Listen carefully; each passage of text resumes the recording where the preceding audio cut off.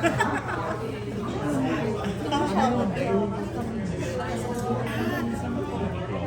Salamat, naalala mo Lay. yan, yung may kwento nga po na, yung biglang Sa magandang araw po sa ating lahat. Tayo ay biniyayaan ng Panginoon ng isang magandang panahon at mapapansin ninyo na halos lahat ay magkakakilala. Kasi pasasalamat po natin sa araw na ito ay courtesy, biglang naging Ingles, nina Attorney Mario at Maria Antonia, anak po ni Ate Lilith and family. So, this is Thanksgiving for the blessings that we have been receiving all these years. And to lead us in Thanksgiving, tawagin ko po, Tagalog na naman, ang ating mahal na si Sister RC, Arsenia Estrada, ng Pastorelli Sister. She is the formator of the Junior Sisters of the Pastorelli congregation. And she is recently based in Imus Cavite for our Good Shepherd School. Sister RC.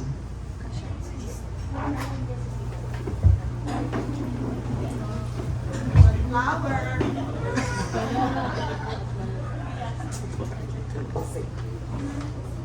Damhin po natin ang presensya ng Diyos sapagkat sinabi rin ng ating Panginoong Yesus, "Where there are 2 or 3 gathered in my name, I am in their midst."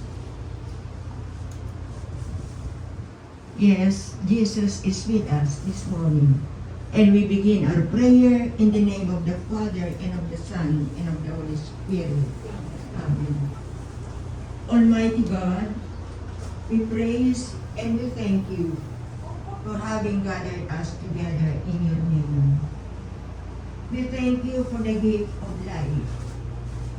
We thank you for the gift of nature. We thank you for the gift of culture, the gift of our heroes and martyrs, the gift of presence. Yes, we are all gifts to one another.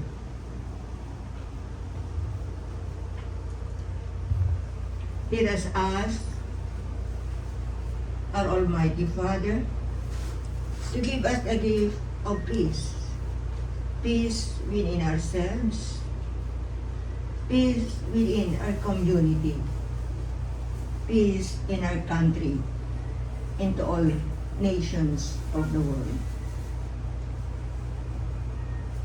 Lord Jesus, give us the grace of your love, your tenderness, your mercy, and compassion, so that people will experience the presence of your Son, Jesus Christ, in our midst. May the Lord bless us, protect us from all evil, and bring us to everlasting life. Amen. In the name of the Father, and of the Son, and of the Holy Spirit. Amen. Salamat po, Sister RC. At alam ko marami po dito nag-graduate sa Jesus Good Shepherd School.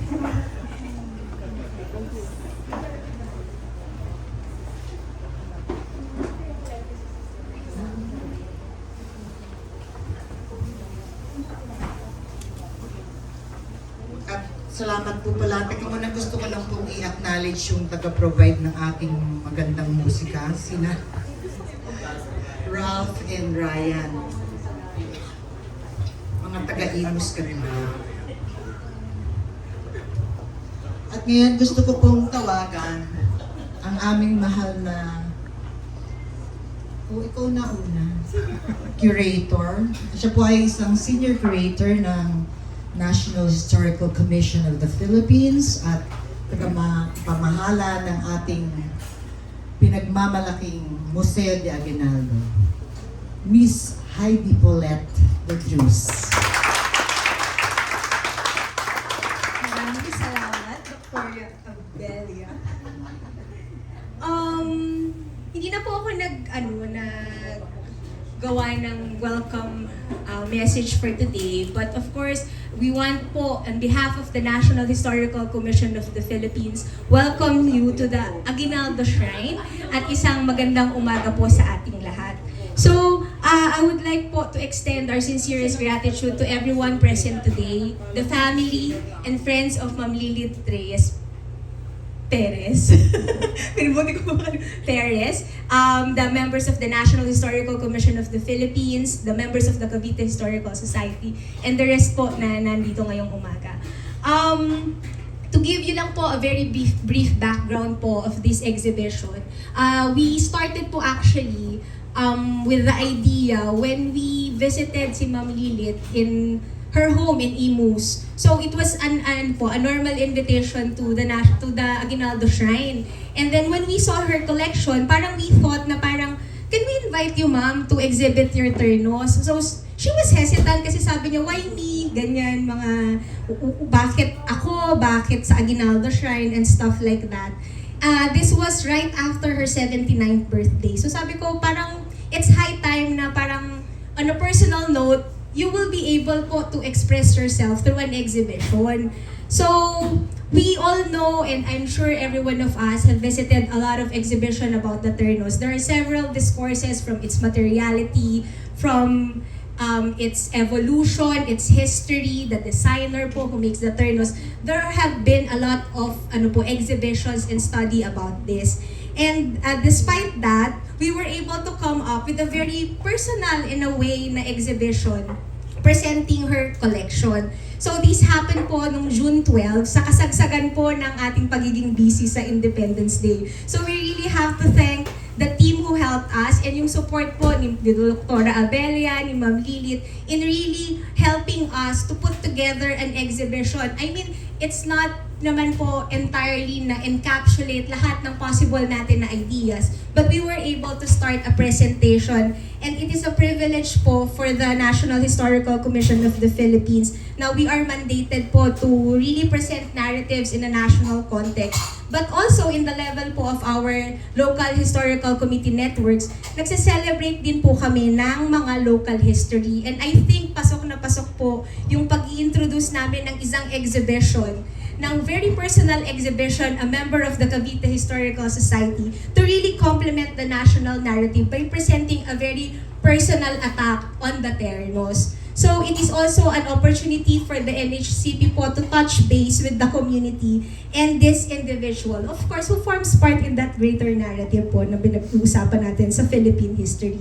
So ayoko na pong patagalin pa, basta po ang aming punto ay i-welcome po kayo sa Dambanang Emilio Aguinaldo at magpasalamat for you for taking time na bumisita po dito sa Kawit, Cavite, kasi I believe po marami po sa atin ay galing pa sa Bulacan na medyo malayo pong pinanggalingan. So we hope you will po enjoy the exhibit and enjoy your visit here at Aguinaldo Shrine. And of course, to celebrate Ma'am Lilith Reyes Perez. Thank you very much.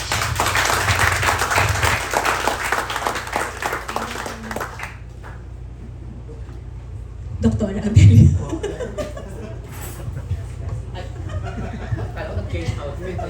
Magulat kayo. Kasi iba na yung manager. May dala-dala parating mga ano. Thank you, Miss Bullet, kasi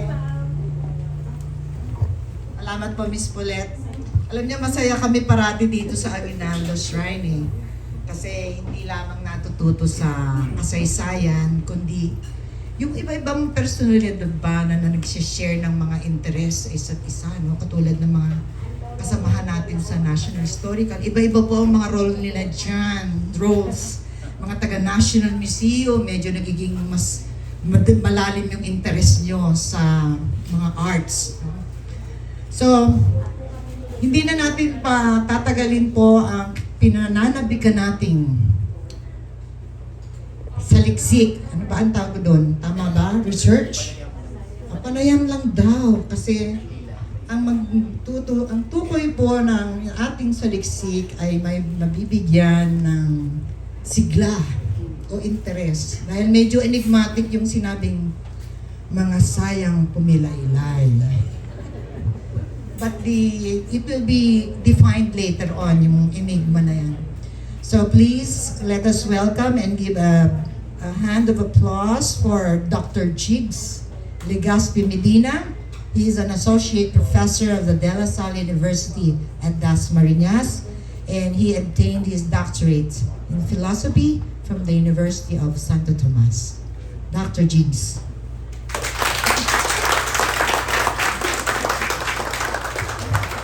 Maraming salamat po, Tita Arlene. Magandang umaga po sa inyong lahat. Naaalala ko na matagal na nang kami pumunta sa tahanan din ni Tita Lilit na nakita ko yung mga koleksyon niya ng damit. So, susunod na yung sinabi ni Miss Paulette.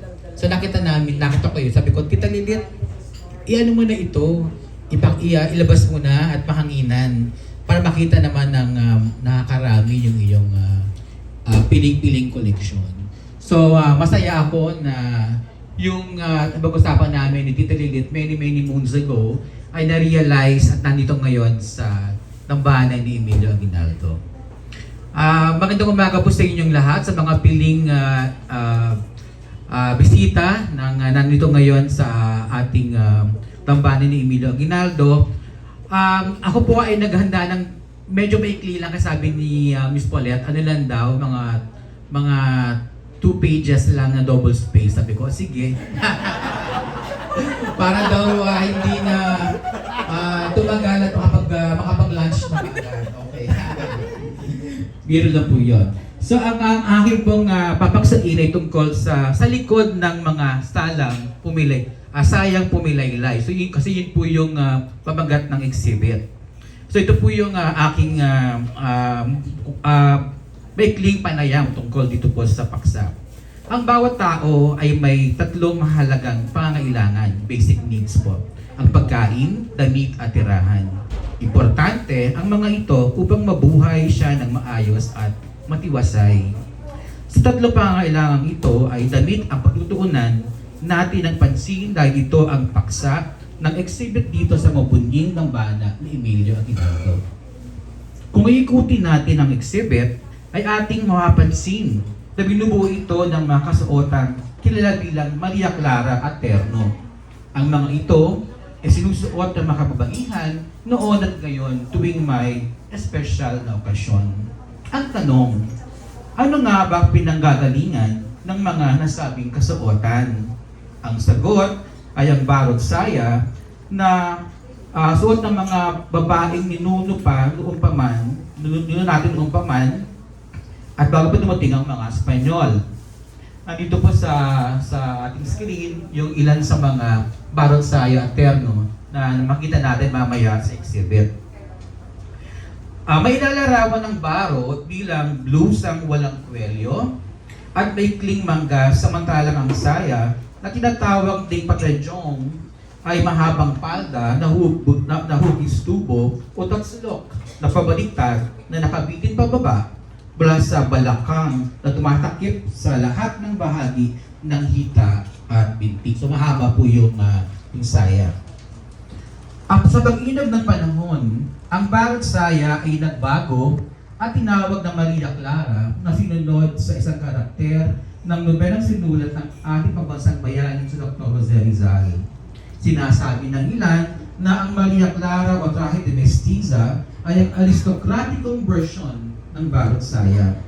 Binubuo ang Maria Clara ng 4 na bahagi: barot, mahabang saya, panuelo o alampay, na nakabalot sa balikat na may boda at tapis na may telang hugis parihaba na pinapatong sa saya. Ang alampay ay nilalagay upang ipagtakip sa maselang bahagi ng katawan ng isang babae, samantalang ang baro ay may manggas na hugis, kampana o pagoda. Ang kasuotang Maria Clara ay tradisyonal na gawa sa telang pinya o husi, katulad ng barong Tagalog na kasuotan naman ng mga kalalakihang Pilipino. Samantala, ang terno ay salitang Espanyol, ang ibig sabihin ay magkatugmang kasuotan na gawa sa parehong tela. Noong 1920s ay nauso ang banggas na hugis paru-paro o butterfly slips na siyang naging katangian ng Maria Clara o mestiza dress. Noong huling bahagi ng 1940s, ang mestiza dress ay nagbagong muli at naging isang pirasong kasuotan na may butterfly sleeves. Ang pagbansang alagad sa sining para sa moda noong 2006 sa Cinnamon Valera ay siyang tinuturong nagpasimula ng pagbabago sa kasuotan ito. Samantala, meron ding terno mas maikli at sinusuot sa hindi masyadong formal na okasyon na tinatawag namang malintawak. Bilang isang mag-aral na kasaysayan ng kasuotan, sususugan ko ang sinabi ni Mark Higgins na ang moda o fashion ay parehong art and craft. Dagdag pa niya na the art is in the vision of the design and the craft lies in the making or execution of it. Kaya ang kasuotan Maria Clara at terno na makikita natin sa exhibit na ito ay may tuturing na isang likhang sining. Bukod kay Ramon Valera na may sasama din natin ang pangalan nila Pitoy Moreno na ginawang sining ang Maria Clara at Salvacion Lim Higgins naman sa na siyang naging pabansang alagad ng sining para sa moda noong taong 2022. Sa pagtatapos, binibigyan papuri ng exhibit para sa panayam na ito ang mga modista na sa panahon ngayon ay mas kilala bilang fashion designer tulad ni Noli Hans na nasa ating ngayon. Nasa ang bakasining na talino sa moda, umusbong ang mga akit-akit na disenyo, tela at kulay na pinupuri natin ngayon na siya sinusuot sa iba't ibang okasyon at panahon. Kung hindi dahil sa kanilang mga henyo, ang moda ay hindi magiging kaakit-akit, makulay at kaabang-abang. Ito lamang po at magandang umaga sa inyong lahat.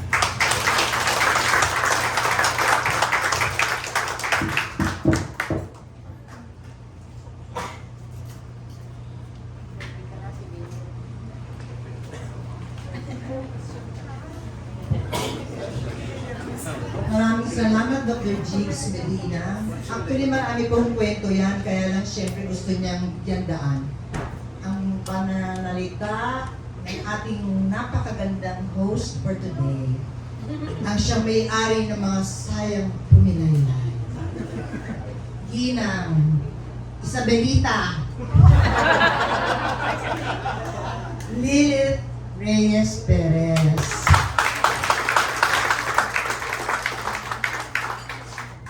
Tuwagin siya dun sa Isabelita eh. Parang it shows her age. Kayo ko pala may nakaalalay na. Escort na kayo.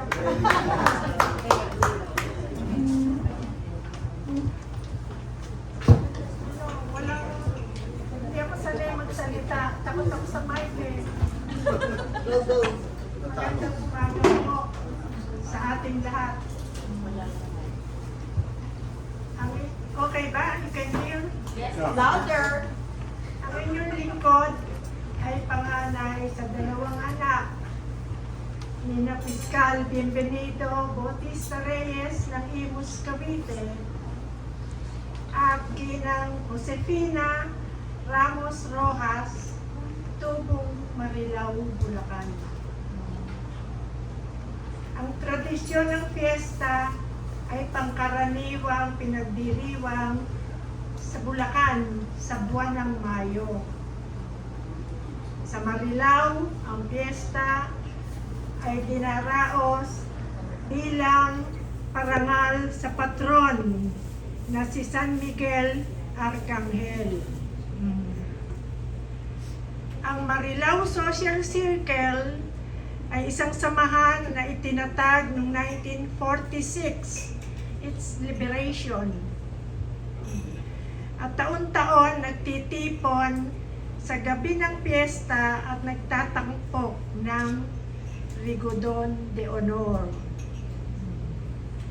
Ang Rigodon de Honor ay isang tradisyon, Philippine dance that evolved from dances brought by Spanish settlers in the 16th century.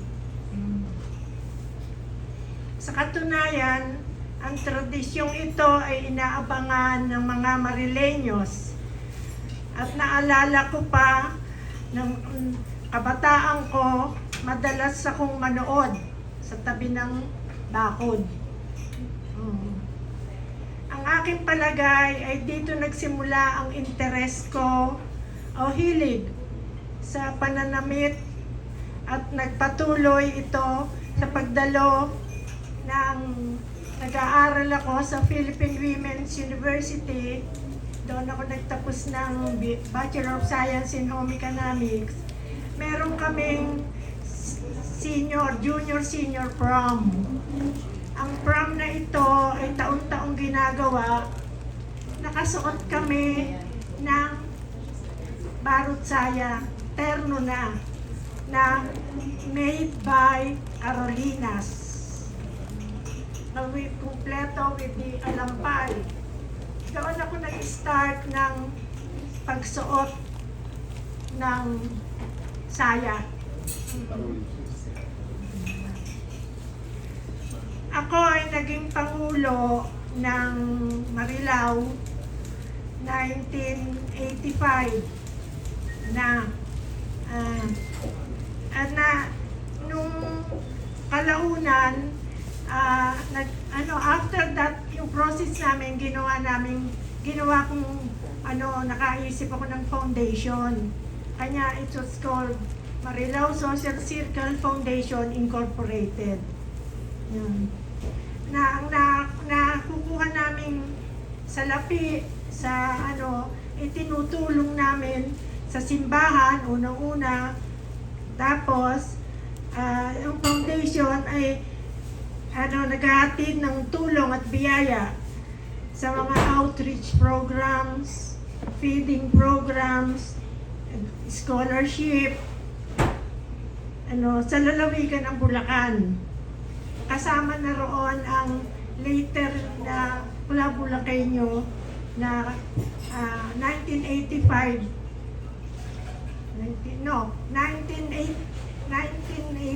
yata na nag-umpisa.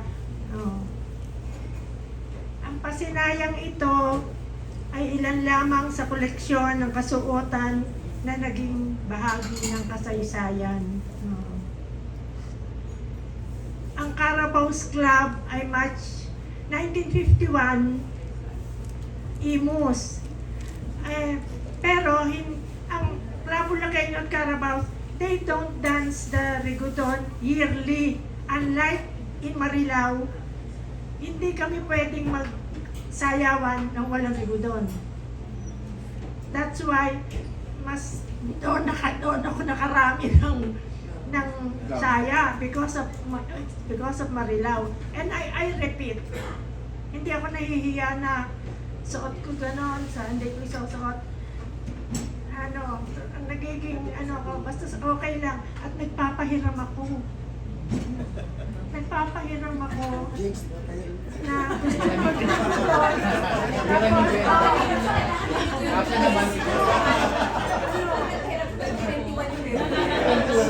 Kanya, dalawa kami na saya kung nagsasayaw, iba ang may suot ng isa. Hindi ako madamot. Yes.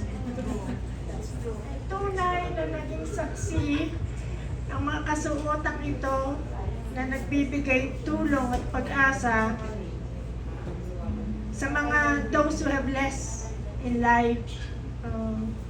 Doon kami namulat sa Marilao Hindi kami basta sayaw-sayaw lang Nung una sa simbahan lang. Much later, sabi ko hindi, mas maganda yung ma-register na sa SEC, naging foundation. That was after my term as president. Tunay, totoo na ang mga ternong ito ay nagbibigay ng karingtan at bighani sa nagsusuot at kasiyahan sa mga nanonood. Kasi nga sa Marilao, yun ang pinanonood ng piyesta sa gabi. Wala namang kasing ibang wala pa noong mga yung sarsuela o yung mga comedy. Noon, ang inaasahan ng mga tao pagkatapos ng piyesa, after ng posisyon, ng 6 o'clock ng gabi, 7 after the mass, tapos sayawan na. O manonood na mga tao. Kami mga bata, nanonood kami sa bakod. Hindi naman kami bawal naman kami sa loob. Okay. Tunay na ang mga maririkit na kasuotang ito ay nagtatampok ng abilidad at talento ng Pilipino sa larangan ng sining at paglikha. Noli Hans.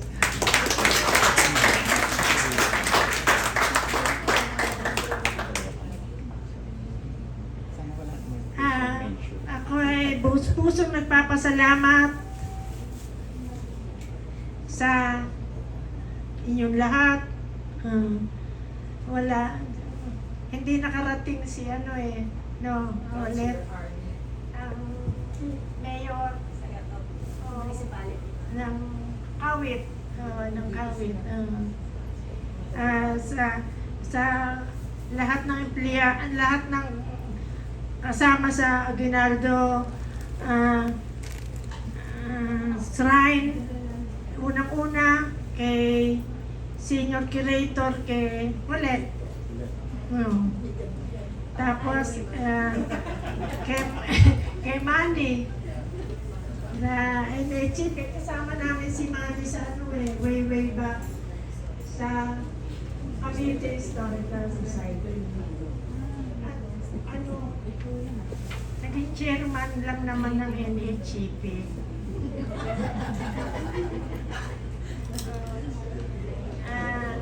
Kay Jigs, kasama namin sa Cavite Historical. Saka lahat ng tumulong yung sa exhibit.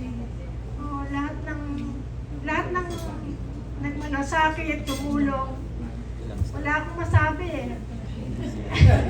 Hindi ko ma-absorb pa lahat yung nangyari sa buhay ko at this time and at my age. Lastly, isisingit ko lang kasi wala sa istorya ko ginawa ng anak ko. I got married at 20. I got 3 children. And I'm legally separated at 40. And I am a single parent, a single lola for 40 years now. That's me, Lilith.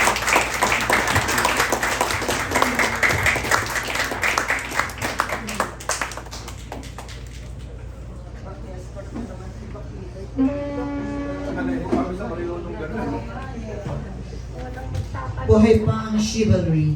Thank you, Dr. Natutuwa naman po ako at ang lahat po tayo ay masaya ngayong araw na to. At parang yun na ata ang katapusan ng ating programa, pero meron tayong mga surprise na susunod para sa ating minamahal na Atilili. At nabanggit na nga po, marami tayong mga bisitang kung tuwagin natin ay may sinasabi. At isa na po dito ang aming minamahal na chairman, dating president ng Cavite Historical Society, former chairman of the National Historical Society of the Philippines. Ibang talento naman ang kanyang ipagigila sa atin ngayon. May I call on Dr. Emmanuel Prato Calairo. Marami ho siyang libro na mabibili dito sa advertise pa. Marami ho libro siyang sinulat. Kayamanan na maituturing sa kasaysayan, andito ho pinagbibili sa Aguinaldo Shrine. Thank you, Doc. Maraming salamat. Belia, no? Well, actually, ako po ay isang guro, teacher of history sa De La Salle University, Las Marinas. Naging from researcher, naging writer of history, naging historian, naging administrator ng De La Salle, no? Then, eventually nga, bago mag-pandemic, nag-launch kami ng mga projects dito sa Aguinaldo Shrine. No? Isa na rito yung nakagawa tayo ng isang ng isang pelikula ng isang ngalan ng katotohanan tungkol kay Aguinaldo. At yung other side naman, nakapag-direct tayo ng isang grupo. Ito pong awit ng hibagsikan, no, na inikot po namin yan sa lahat ng mga selected malls ng SM sa Maynila at sa Cavite.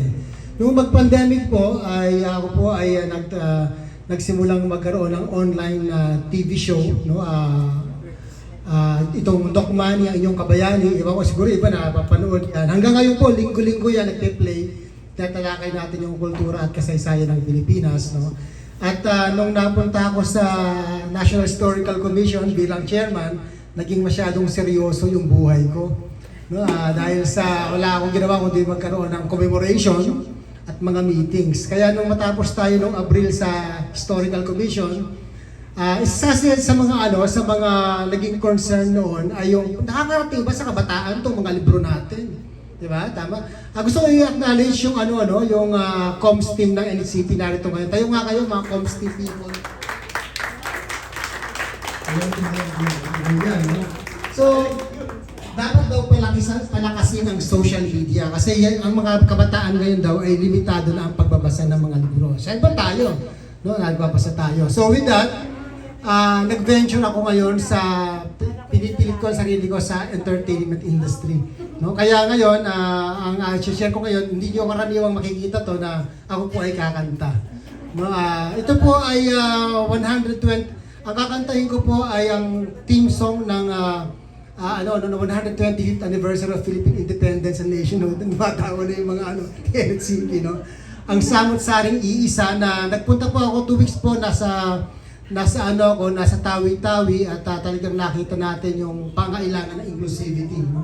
sa national narrative. Kaya sabi ko, kung itong mga ito ay may babahagi ko sa kabataan sa pamamagitan ng kanta, sa tingin ko mas magiging vibrant yung pag-aaral ng kasaysayan ng ating identity bilang mga Pilipino. Kaya yun po ang aking ibabahagi ngayon, isang pagkanta, rendition. At sabi nga nila, para daw manamnam ko yung pagkanta ko, kailangan ko ng props. So meron akong props. Okay. Okay, dali. Go na tayo. Tayo. Pwede ba dito? Para wala. Ayan, no? Groovy, no? Hindi lang, kumakanta pala, no? Yung grupo ko, Campus Medley, no?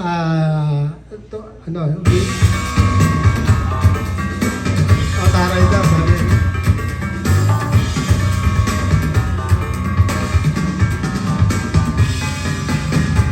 Natin sa 3 dako, binubuo ng mahigit 7,000 pulo. Yan ang bayan ko. Kayo manghiyang kulay namin, likas na masayahin at saan man makarating. Kapansin-pansin ang galing, ngunit kahit may samot-sari, sariling pinaniniwalaan. Ngunit kahit may samot-sari, lingwaheng hindi ko na maiintindihan. Tayo ay isa sa puso't diwa, hindi magigiba. Taas loob kahit kanino, ang lahi ko ay Pilipino. Halina kilalanin ang lahing di ba aking inuman, binabagyo man lagi, magsisimula muli. Kaysa lang isipin na patungo tayo sa kaunlaran, kahit sa sari ay mananatili. Isa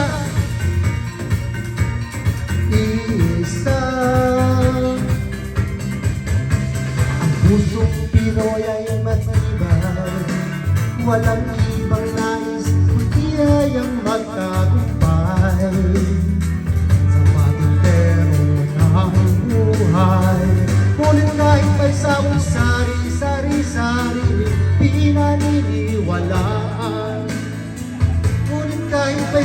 sari na usong ating kinahihiligan.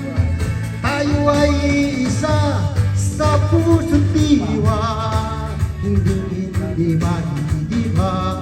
Taas noo kahit kanino, ang lahi ko ay Pilipino. Halina, kilalanin ang lahi hindi pa pinuman, binabago man lahi, magsisimulang uli. Kaysa lang isipin na patungo tayo sa kaunlaran, kahit sa musari ay mananatili. Isa, isa, isa, isa. Natawa niyo mag-LCD, no? Tama mo kayo dyan. Ngunit kahit may samot-sari, sari-sari rin pinaniniwalaan. Ngunit kahit may samot-sari, hituan, kailan ba kaya matutuldukan? Tayo ay isa sa puso't diwa, hindi mag-iiba. Taas noo kahit kanino, ang lahi ko ay Pilipino. Halina't kilalanin ang lahi hindi pa nga pinuman, binabagyo man lagi, magsisimulang muli. Kaysa yang isipin na patungo tayo sa kaunlaran, kahit sa musari ay mananatili. Isa, oh, oh, oh, oh,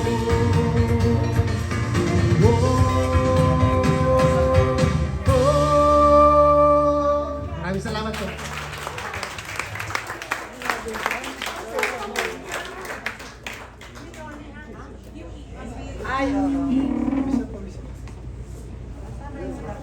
Thank you, Doc.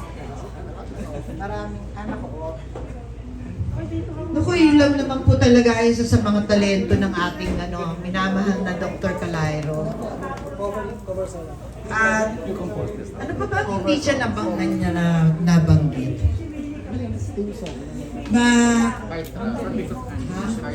Heartthrob daw, sabi ng Dr. Jigs.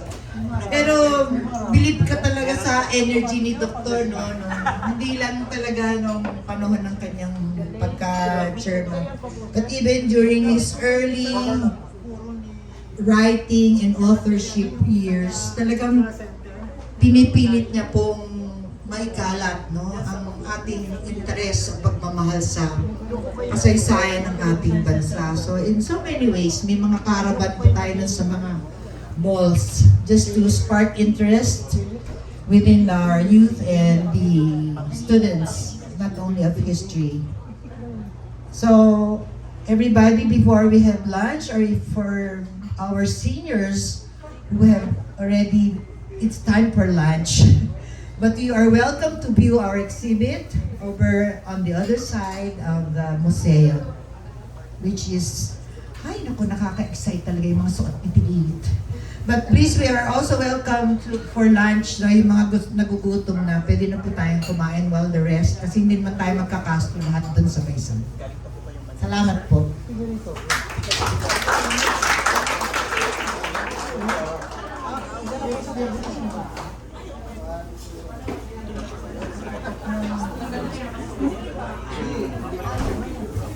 Late but still welcome is the family of Carlo, yung isang anak po ni Ate Lilit. Carlo Dorcas and family.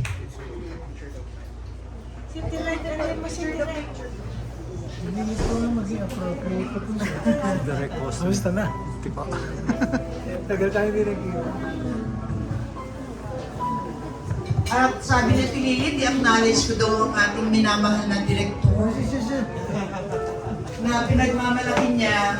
Doon na lang kayo magsabi, hindi daw valedictorian si Cardinal Chito Tagle, siya ang dapat.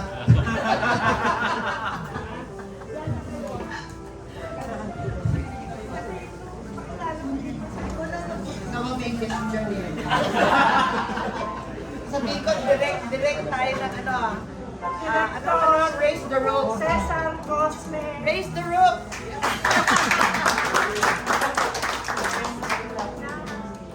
Bubble gum.